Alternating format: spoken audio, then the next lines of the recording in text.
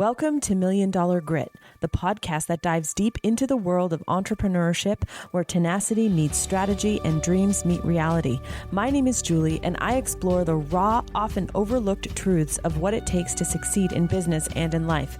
It's not just about the glossy success stories, it's about the grit it takes to get there.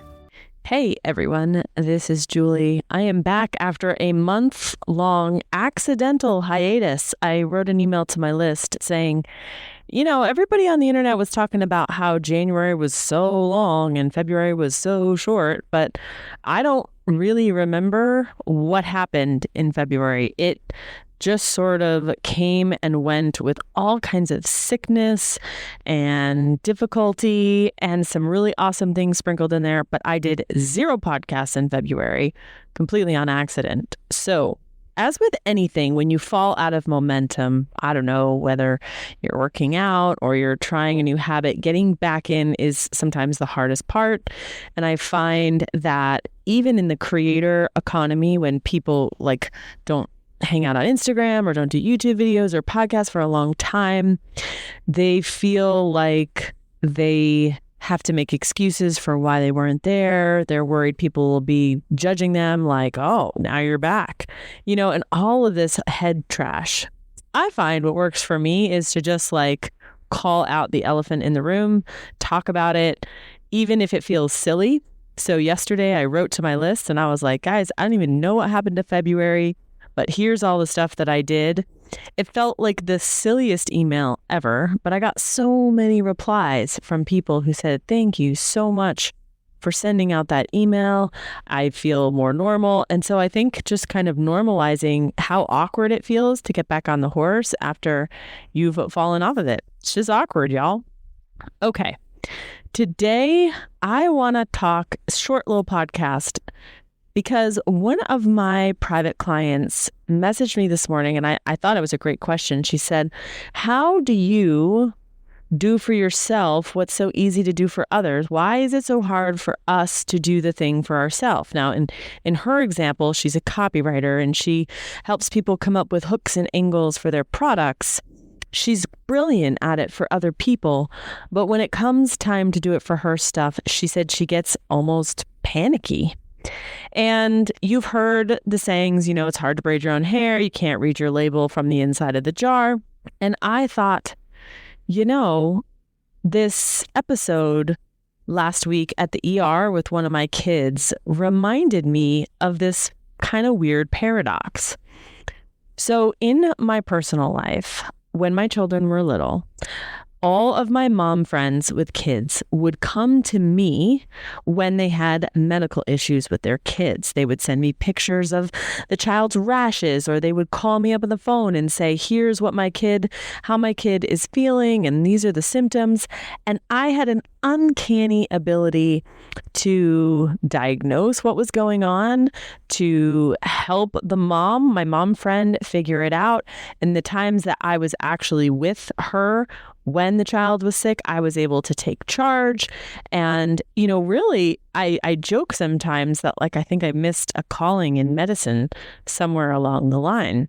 I know this about myself because I experienced it, but I was in the ER with my daughter last week. She had a kidney stone. She was in so much pain.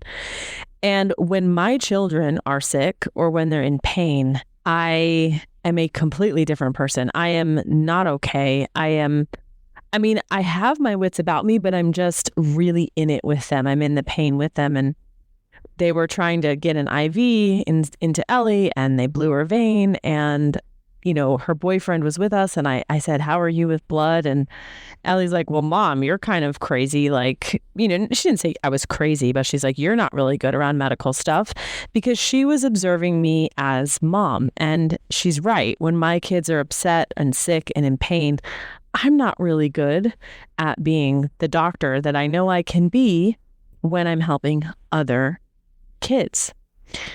And so I relate this to business because when she was asking me, why can I do this so well for other people and I can't do it for myself? I think there's an attachment that happens when you're trying to see something for yourself in your own business. And the aha that I had was the part of the reason that I get so turned around when my kids are not feeling well or sick is because not only do I feel bad for their pain, but I also experience pain because I am the mother. So I am trying to shield my kids from pain. And if I'm being really honest, I'm trying to shield myself from pain as well. And that immediately takes away my objectivity. Whereas when I'm helping other kids, I am trying to take away their pain. I don't like that they're in pain, but I'm not also experiencing the pain myself. So take this to business.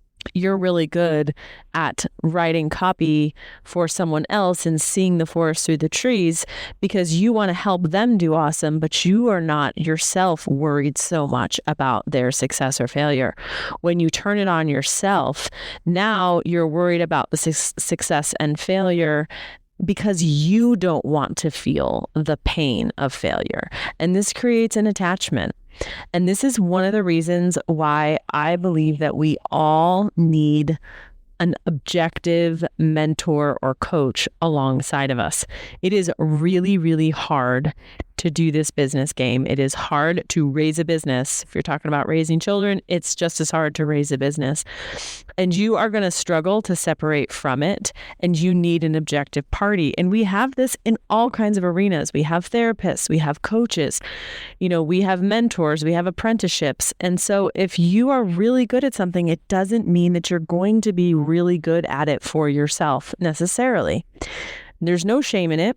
I think when we realize what it is, we can say, oh, that naturally makes sense. And then from there, we can address it. And, I am working alongside a treatment team for one of my daughters who's going through some eating disorder treatment. And I experienced this reality again in a new way because prior to getting professional help, I was attempting to do what I had read online, right? So, my daughter was diagnosed with an eating disorder or anorexia. I Dr. Googled my way down the rabbit hole, realized that I needed to help set portion sizes and meals and snacks.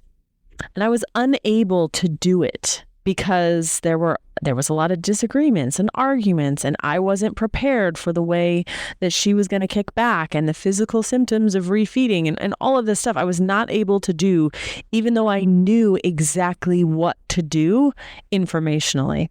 And it wasn't until I got help from the treatment team where I was able to lean on their objectivity, right? Lean on their expertise. And they were saying, first, they validated that, yes, I was on the right track. Then they gave me some tools so that I could shore up my own boundaries around what I was trying to do. And so they said, okay, this is how you figure out portion size. And even if she argues or even if she says it's too much, for a fact that it's not. They really shored me up over there. And so then everything shifted and I was able to hold my boundary and hold the line in a new way. So this is my advice to you if you are building a business, even if you know what to do, but you're not doing it, or you're really good at something, but when it comes time to doing your own stuff, you can't. You need objectivity. And the only way to get objectivity is through someone else. I hope that helps. And of course, if you are trying to grow your business and really stuck in sort of that mindset swirl and just not really sure where to go, you can always go to my website at juliechanel.com and you can apply to work with me privately one-on-one. Thanks so much. Talk to you guys soon. And there you have it, folks. Another dose of $1 Million Grit. I hope today's episode has left you feeling inspired, equipped, and ready to face your own entrepreneurial journey with resolve. Remember, until next time, embrace the struggle, harness your grit, and keep pushing forward. You're stronger than any challenge you face. I'm Julie, and this has been $1 Million Grit.